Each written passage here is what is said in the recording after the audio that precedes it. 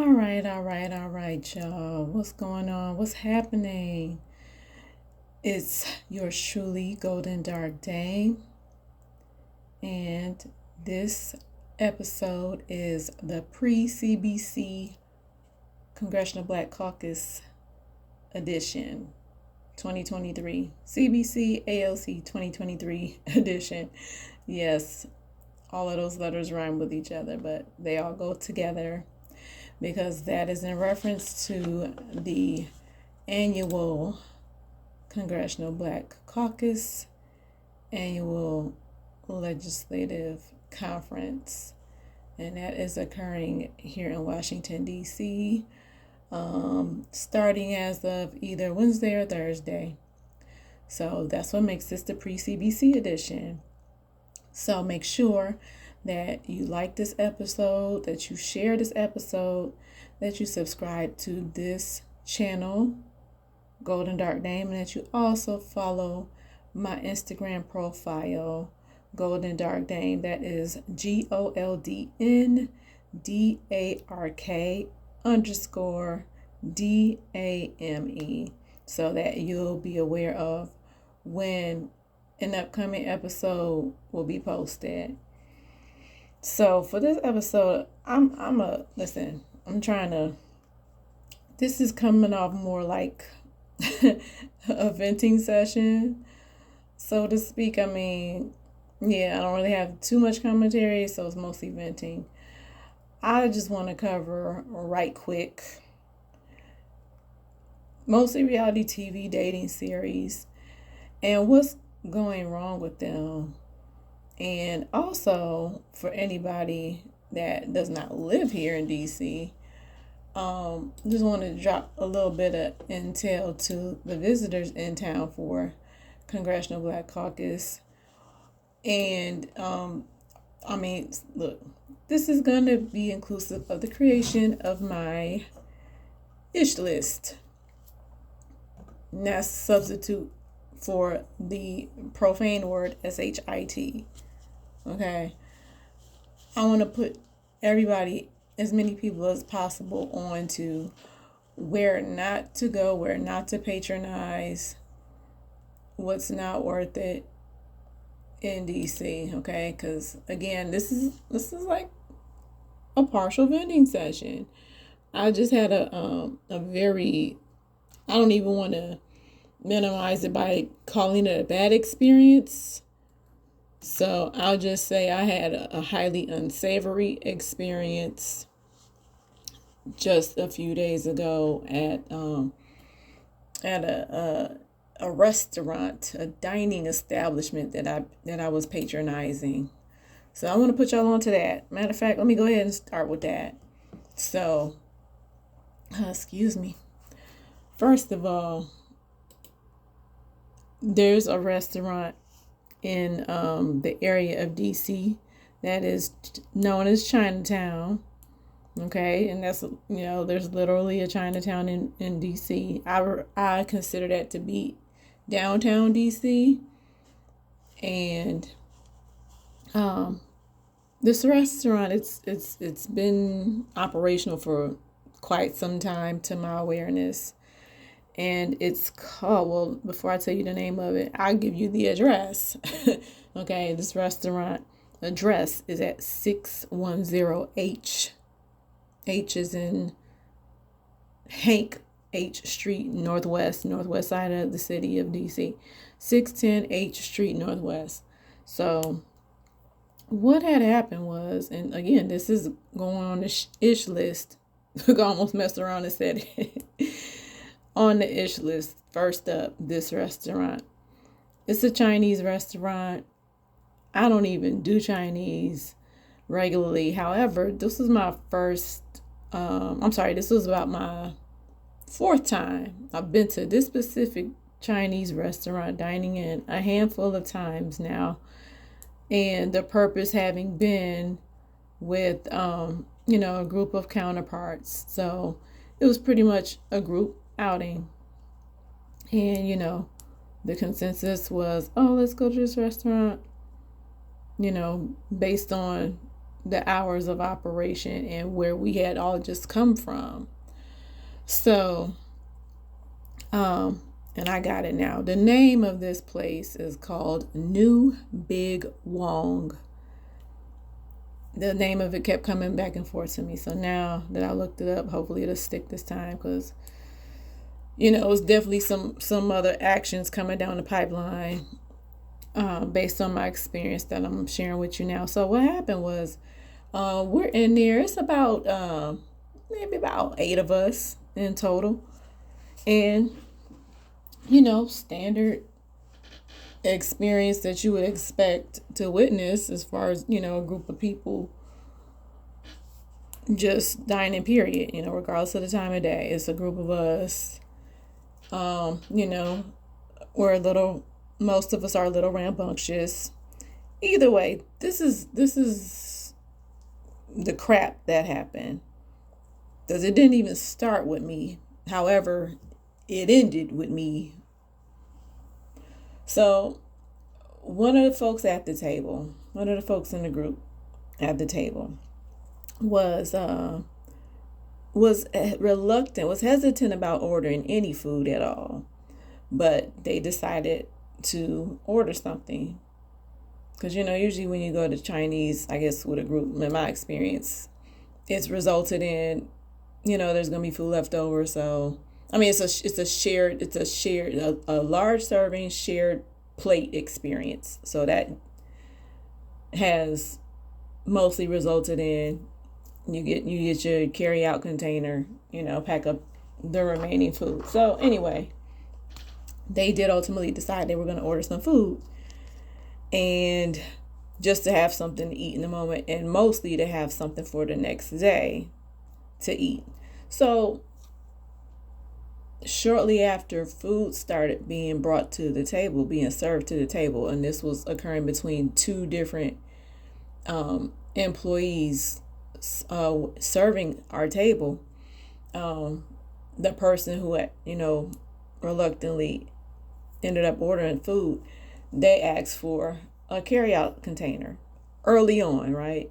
Because everybody else, not even all of us, had what we had ordered brought to the table yet. So anyway, a carry-out container is brought to them, and seconds later, they're announcing to all of us at the table that there's something inside this container.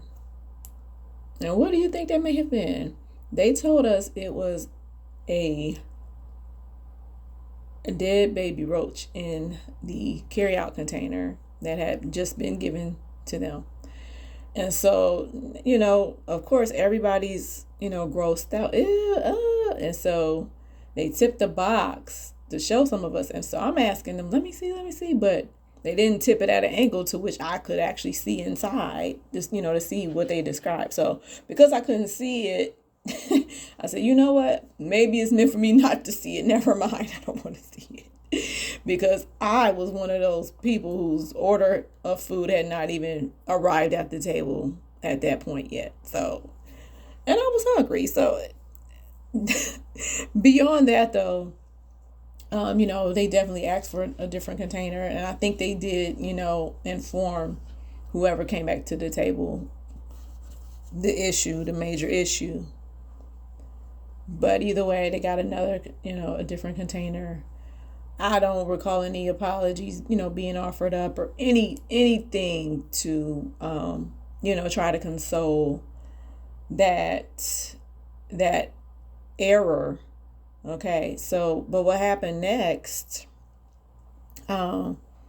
was now, we're just minutes away from getting out of there, and I think I was the last person to have submitted my bill, my check. So I submit my check with a card, and at least one person from the table, I think they went to use the restroom. So anyhow, we're in the process of getting up now, and I'm the last person to, be scooping leftovers for my carry-out container. So why did one of the employees return to the table holding my check? And they are what I want to call it, they're actually Chinese, like I guess first and second, whatever, full-blooded generational. However, only say that just to state the fact that the woman, she has the heavy foreign accent, and I have been able to understand her maybe 60% whenever she came to our table and interacted with us. So anyhow, she's bringing my bill back to me, my check back over to the table, and she's holding it next to me, obviously, so I can see it. She's holding it at eye level next to me. And after that, though, what she's saying sounds like she is like trying to prompt something.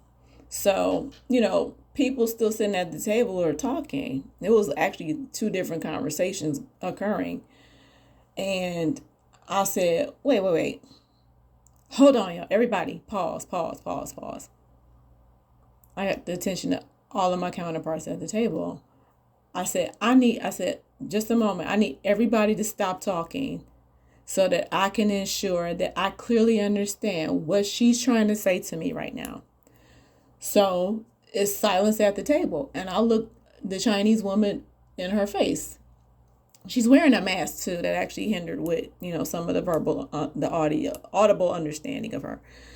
But I looked dead at her, and so I'm just looking at her, listening, waiting for her to, reiterate whatever, hopefully completely clearly. She came back to the table to try to make a demand that I write a tip in, because I had not written a tip in. And I said to her, so, because she kept pointing to the amount that I had written on the receipt. And I said, that's the total amount due. She's like, yeah. But there's no tip. You didn't write the tip. I said, I wrote the total amount due. That's the amount that needs to be charged to my card. And she tried to reiterate, adding a few different words from the first time, and I simply repeated everything I had said to her. And at the end of my repeat, I said, and I looked up at her in her face again, and I said, okay. And she just kind of, she stood back, with obviously a vibe of, I guess disappointment, hesitation, or whatever you want to call it. But the nerve and the gall and the gumption and the just totally disrespectful audacity that she had to even come back to the table to do that, to try to do that. And, somehow, some way she thought that I was the one to try that with. Now, my only assumption is that she was motivated to come to me, again, assuming that everyone else at the table had written in a tip, because we all had individual bills with the exception of two pairs of people. And remember, this is among about between 8 and 10 of us. You can't force anybody to tip you. What the fuck? I don't know really what you was thinking when you decided to come back over here and say something about that, as if something was going to change. Nothing fucking changed except her demeanor and her expression when she walked the fuck back out of my face with my bill, with the same information remaining unchanged that I had written on my check. So, again, listen, visitors in town for the conference, if you in town for the 52nd annual legislative conference, okay, do not, and I mean don't even think about patronizing New Big Wong, located at 610 H Street, Northwest DC.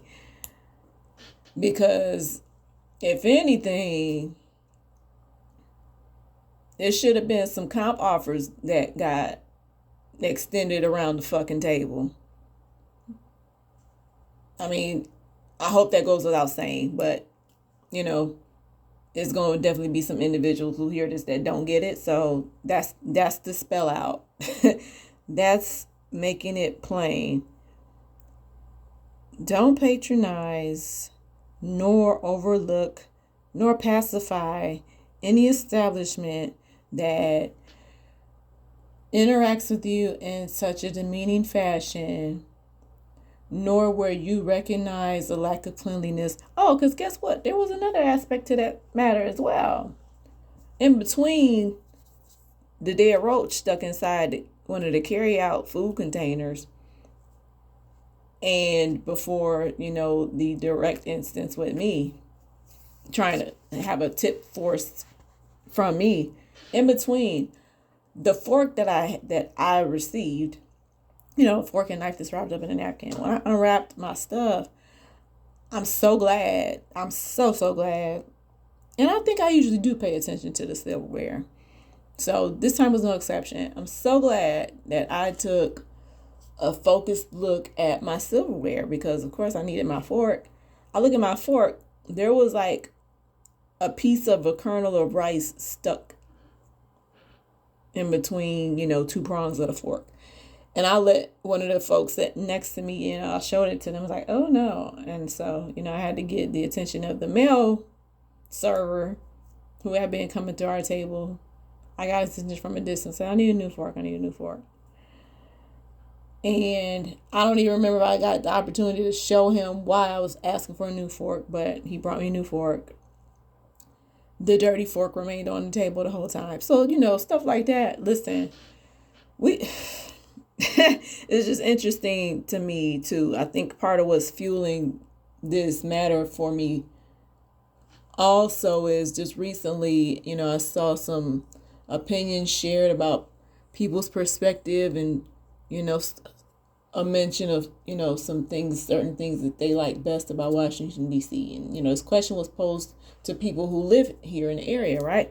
But one of the things that was a recurring expression that I read was people listing Black excellence. Well, guess what? I would love to go back onto that where I saw that commentary and pose the question, what's the definition of Black excellence? Because, we can get up and go out and, get dressed up and, get spiffy, get suited and booted and visually present well. But, as far as like what we stand for, and again, speaking to that term, Black excellence. So I'm talking about Black people. As far as what we stand for, what we will or won't tolerate, what causes we support and things of that nature. How are those things identified within defining Black excellence? Because I would love to see some context. I would love to see some in-depth explanation around that terminology. Black excellence is Black excellence here. Okay. That's perception. Yes, perception is reality. However, again, I want to see some definitions. I want to see how that's how obviously various people identify what Black excellence is, what Black excellence includes, and what it does not include. Because to me, Black excellence is not inclusive of pacifying nor continuing to patronize, a place like New Big Wong, for example. Any place that operates like that, regardless of the ethnicity of the people operating it, is not a display of Black excellence. That's being passive. That is going along to get along. And that is unacceptable and not anything that should be tolerated nor supported with our money, by our dollars. So I just want to put that out there again. Definitely, obviously, not only for folks that live here, but definitely for any visitors. If you are like me and look to Chinese food as a last resort, make sure you look past New Big Wong. Okay, do not patronize New Big Wong. You might see it on DoorDash or anything like that. I don't know, but if you see it, keep looking. Keep it moving. Don't patronize New Big Wong, because clearly they got health hazards. They got they don't meet OSHA standards.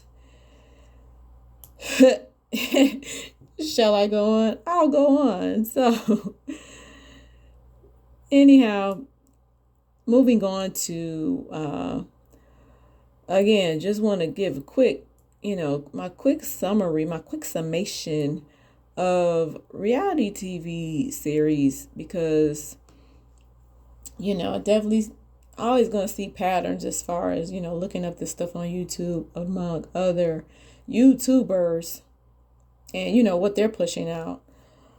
I go against the grain. I'm trying to make it a point to do things differently and not follow suit. So therefore, I'm not posting about the same things or the same topics that are trending, and definitely not the same time that other YouTubers are pushing out things. So I have to give that explanation to as the prelude, though, to talk about Ready to Love. And again, I'm giving a summary, not an actual review. I was not, and it looks like I will not be able to check out the most recent episode of Ready to Love. And I think this episode 11 that just aired last week. However, I do have an indication of the current status based on what occurred on that episode, and the participants on there, as far as who's still competing and who's gone. So to that, I want to say I really want to again explore, and this is still kind of part of my venting still a semi-vent session. I want to know, what I want to put out the rhetorical question: what is going wrong with these reality TV dating series?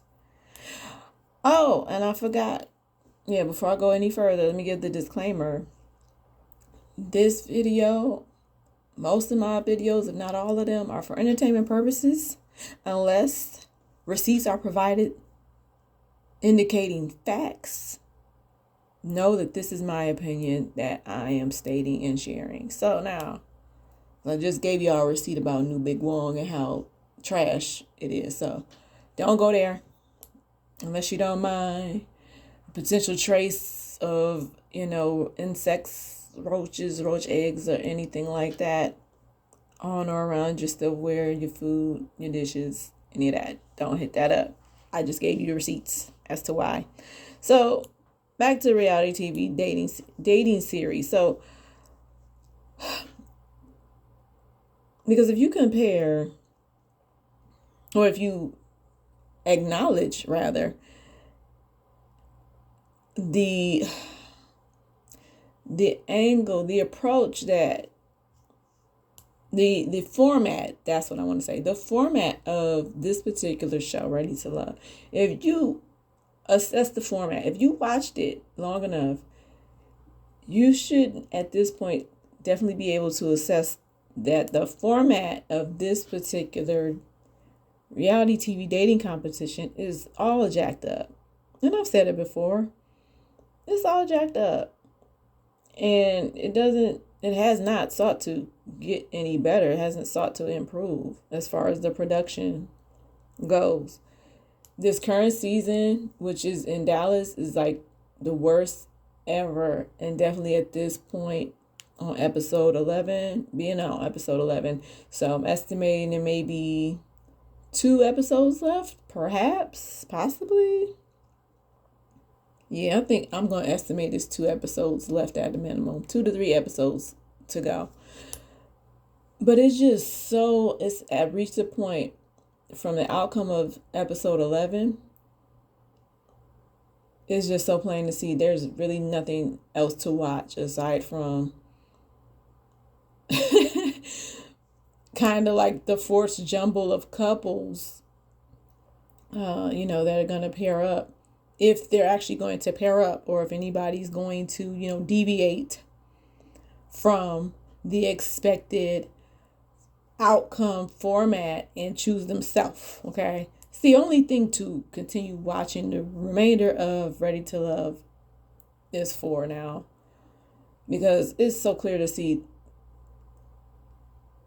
pretty much through the whole season, and definitely now that it's almost at the end, it's so plain to see there's no like complete chemistry among nor between any of the individuals that remain, that again we can guess who's going to pair up with who's going to try to couple up with who, and again, are they going to mutually pick each other by the final episode? If anything, let's just like check for the finale and just get the explanation. Because again, it's so highly indicative that if any forced pairs do choose each other by the season finale, they likely will not still be classified as an item come the finale episode, right? We've seen that enough where, on the finale, such and such happened and such and such got with such and such, but on the reunion, I think I just meant to say reunion like moments ago instead of saying finale. Anyhow, comparing the finale to the reunion episodes, yeah, we can see people, couple up on the finale, but come to reunion, things will be a different story between them. We've seen that happen plenty of times. We've seen it happen enough times to know that it's potential, and for this particular cast on this season, it's at a high potential.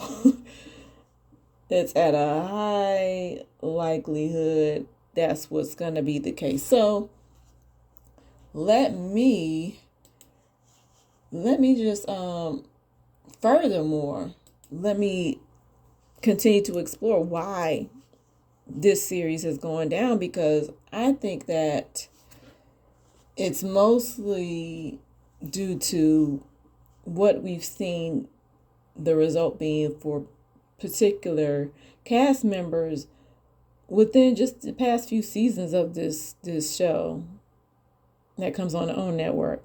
And that is as it pertains to, social media. And again, specifically like YouTube bloggers. I think a huge pitfall that is a factor in the downward spiral of Ready to Love, and it's increasing, but hopefully not for too much longer, because again, overall this show is like a shit show, and it's disappointing to watch, because if you look at the title, Ready to Love, like literally that's the motivation for us viewers watching. Like, we watch and we really, are hoping that people are going to like couple up. Like, seriously, we want to see that. We want to see displays of Black love on the TV. And this show has not, and still continues to not give that. So thus it's a shit show. So part of the reason for that is because, cast members have been and still are conducting interviews with YouTubers, and of course those interviews get aired and posted prior to, really from this, not even halfway through the season. So what is there to anticipate? Because naturally some of the literal stories being revealed kind of in advance. The show itself isn't being taped in real time. The show itself is taped months in advance. However, the way that these interviews with cast members come out is we'll see episode number 4, and then we'll see like whoever got eliminated off episode 4, like 3 days after that episode airs, we'll see an interview of that cast member posted. So what do you think that's doing? That's revealing, again, content that should be just reserved for the reunion. And also it's altering possibly the outcome of, the rest of the series, like for the rest of the season, because it takes away from any suspense. It literally takes away from, the viewing integrity and pleasure that's supposed to be audience viewing quality is decreased because of that. Like, period. It's that simple. So I don't understand why that's becoming a growing thing among YouTubers doing that. Like, conducting these interviews less than halfway within the series season. It's like, y'all can't wait. Literally, they can't. They literally cannot wait. You want to air it as soon as you want to, post your interview as soon as possible, because it's a race to the finish. It's competing among other YouTubers, and obviously, to see getting the most views, the most clicks, obviously, whatever results in monetization for YouTube bloggers. So it's just annoying, though. It's annoying. And yes, clearly I'm a YouTube blogger as well. However, I'm also, and probably primarily, a viewer. So I don't know if I would ever seek to interview any, cast member from Ready to Love. However, if I did, I would be highly strategic about when I would, broadcast such occurrence, because that makes a difference. That makes a difference in several manners, not just for the sake of, oh yeah, let me get the monetization, let me get the clicks, let me get the most views. Like, the show is bad enough on its own. So you put out an interview, you post an interview with the person who got, most recently eliminated. It's like, dude, why can't you wait until, listen, I'm going to go ahead. This is a free tip. This is a free tip for any other YouTube blogger who may happen to hear this, watch my video and hear this. Here's a free tip. Matter of fact, no, I just changed my mind. I'm going to keep that tip to myself. I keep it to myself. Because who knows, I might change my mind and decide I want to implement it. So I'm going to keep that tip to myself. I just wish that folks would go about doing that in a different manner and on a different time frame than how they've been doing it. So, and this, again, it's already like mentally and somewhat, semi-emotionally detrimental enough, because, it's a Black series. It's bad enough we can watch up to episode 3 and be able to, if you can watch up to episode 3 and be able to tell that, oh, I don't think it's going to be any couples, or I can't even try to pinpoint who might couple up, or even for viewers to not even be able to point out any participants that we like and think would be good catches. But that's what the current season in Dallas has given. And that's not good for business for the ratings of the show, which again has been previously reported that the ratings for this season of the show have been at their lowest. It's been the lowest compared to any other Ready to Love seasons. And remember, every city that the show airs in gets 2 seasons in that same location. So this is just part 1 in Dallas. So, I mean, the only other thing I can say to try to, give that a positive, wishfully thinking uptick is hopefully production is paying attention to the commentary online, social media among viewers, and they take notes. And if they're currently casting for season 2 and or whatever their editing process is going to be for season 2 in Dallas, hey, make it highly differentiated from how y'all edited Dallas season 1. Because it's bad. Again, it's bad right now. It's like, I don't even want to watch. It just feels pointless. Like, it would be pointless to watch the remaining episodes of the season and just like skip on over to the reunion. Just wait and skip to the reunion. Don't even waste your time watching the rest of the episodes of the season.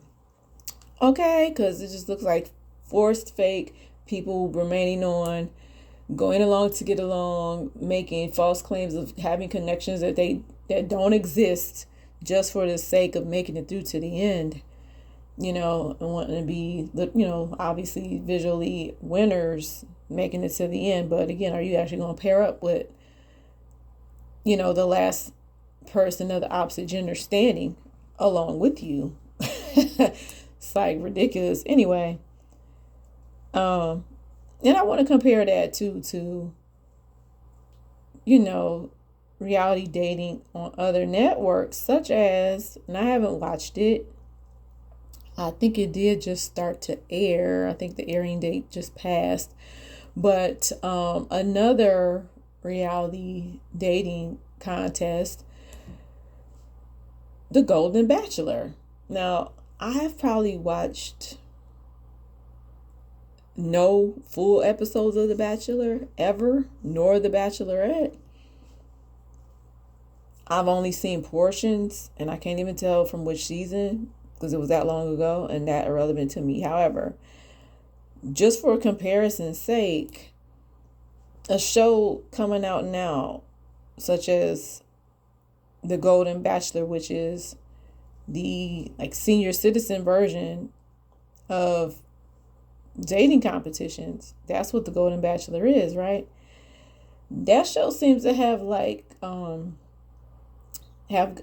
as far as preliminary interest that I could gauge, seems to have had high interest of checking out. And I gauge that including myself.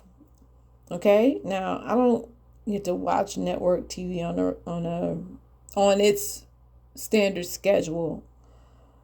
But when I do have some downtime coming up here, don't know how soon it's going to be, but once I get some downtime, I do want to check out The Golden Bachelor and see how that flows. Because the irony about that format, or that demographic rather, being featured in this category of dating and TV is that it's highly untapped. But I have seen commentary as among Ready to Love viewers stating, sentiments as far as, they should do a, 60 and up. People want to get picky about expressing what they want to see on Ready to Love, and that's been inclusive of the age demographic being increased. To me, that would be even worse of a shit show than Ready to Love has already shown viewers. Because if people who haven't even reached 50 yet are coming on to a reality TV show for the purpose of seeking out a potential mate, to me, that kind of speaks volumes, especially when there are individuals who have been previously married. So you coming on TV now, because to me it gives a more so a high indication that you still don't know how to navigate like literal dating and seeking out, true compatibility and love for real, for real. So if you over 50 and you want to get on the TV to do that, no, I don't think that's a good look. And I'll even get more specific with it. I don't think that would be a good look for Black people over 50 trying to do that. Definitely not on a show with the format that Ready to Love has implemented.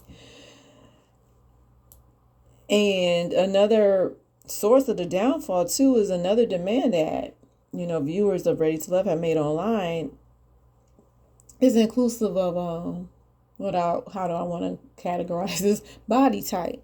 So people been crying ever since, I want to say maybe ever since season 5 or 6. And that particular season included a female participant.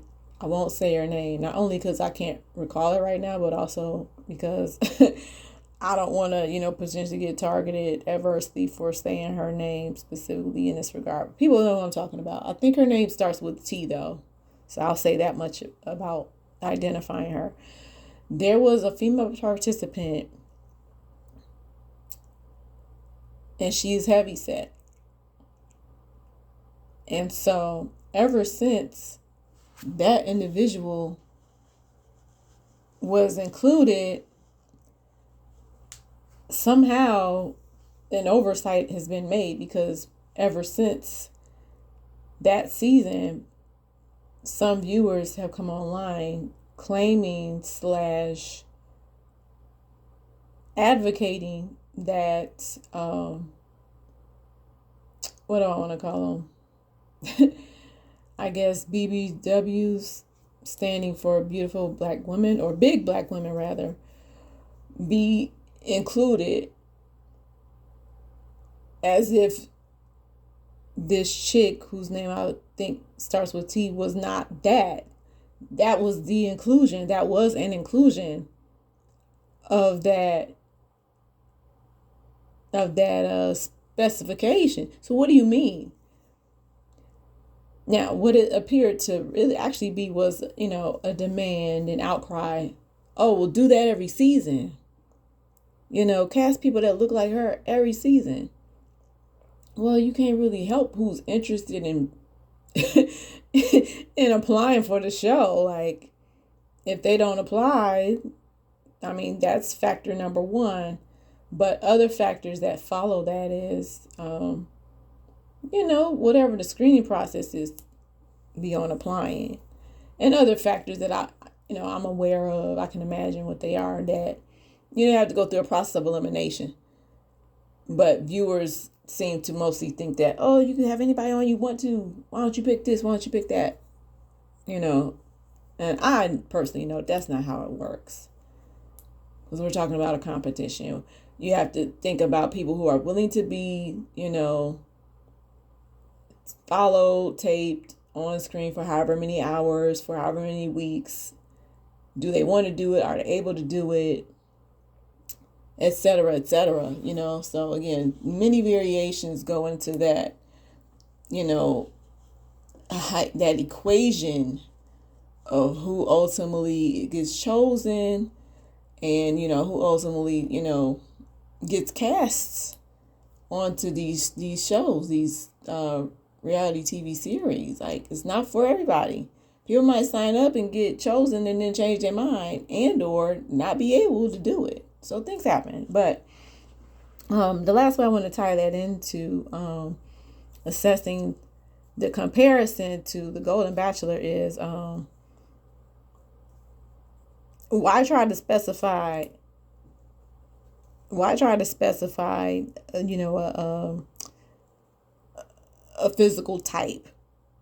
That right there would be like highly discriminatory.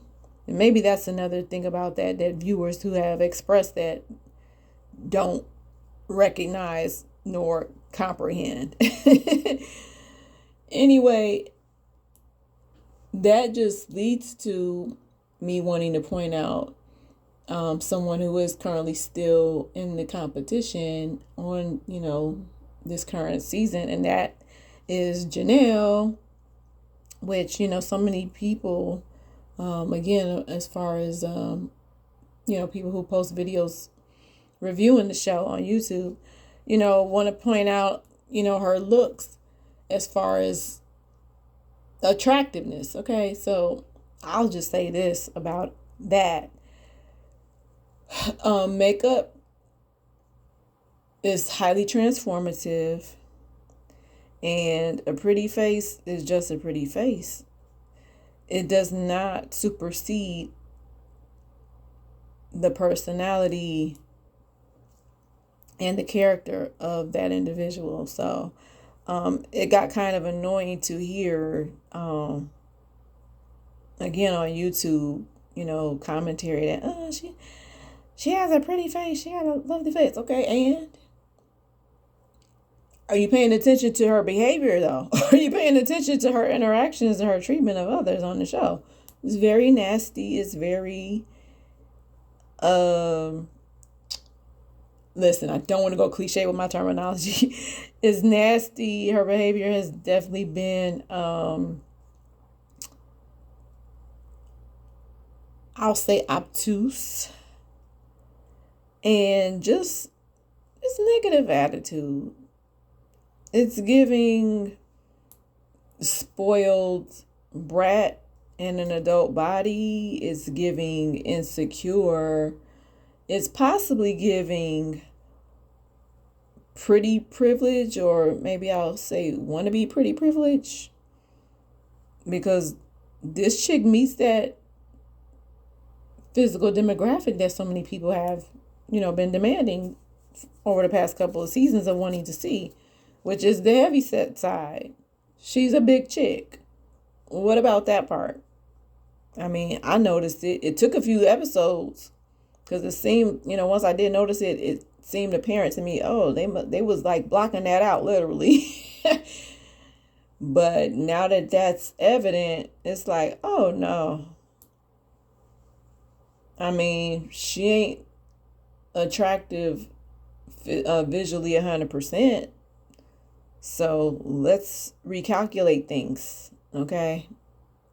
Let's recalculate and reassess things about that participant on the show. So anyhow, she's still on, and yeah, more people seem to be starting to, recognize her nasty ways.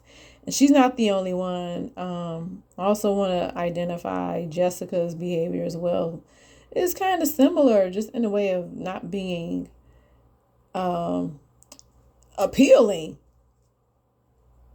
for viewers. Not for me. Jessica, every episode that she's been featured, she is giving off stuffy corporate vibes to me. And on this, the episode from 2 weeks ago, episode 10, it's like, oh wow, like it was pretty doggone clear around her interaction with Chris, who's the most recent guy to get eliminated. It was so clear that she was calculated in her interaction with him. I mean, attribute what aired to, not only her demeanor, but also editing. Okay. Because some stuff got left on the cutting room floor. But based on what aired, because that's all, anybody can solidly go by what gets aired. She was like, she plotted that. And it was kind of like, wow, really? It's really like that. And I don't think they should have chosen her to eliminate Chris. And I definitely say that despite his reaction, because if it would have been anybody else eliminating him, I know we would not have seen such a reaction from him that we saw. But because she was, we saw the outcome that we saw, okay? And it was pretty turbulent. And again, just inclusive of what I'm talking about as far as the downfall of this show, this series. It's like, man, that was like, their interaction was like a collision waiting to happen. It was just a question of how long it was going to last and how deep it was going to go. So, yeah, man, it's just not a good look, not positively conducive to, again, the vision of Black unity, Black relationships, Black romantic relationships being established that so many people out in the real world want to see, because we just lack examples of that existing. So, man, how many times do I need to mention, the producer, the executive producer? I mean, Will Packer, like, come on, like. But, maybe this will end up being the last season of Ready to Love. Who knows? Because word is out, as well as a trailer, that there is a spinoff of Ready to Love. And that is called Make a Move. So, in seeing that being the case, my question is, what's going to be different? Because Make a Move is going to feature four female core participants who are former cast members of, obviously, prior seasons of Ready to Love, right? So we like recycling Ready to Love cast members. Clearly it's a do-over for them. It's a second chance for them to be on this spinoff show. And so Make a Move, the premise of that show, for anybody who hasn't seen the trailer, is, and I won't name the participants, just know that they've previously been on Ready to Love, different seasons. 4 Ready to Love cast members from the past are going to New Orleans, and they're going to be dating among a series of males who live there.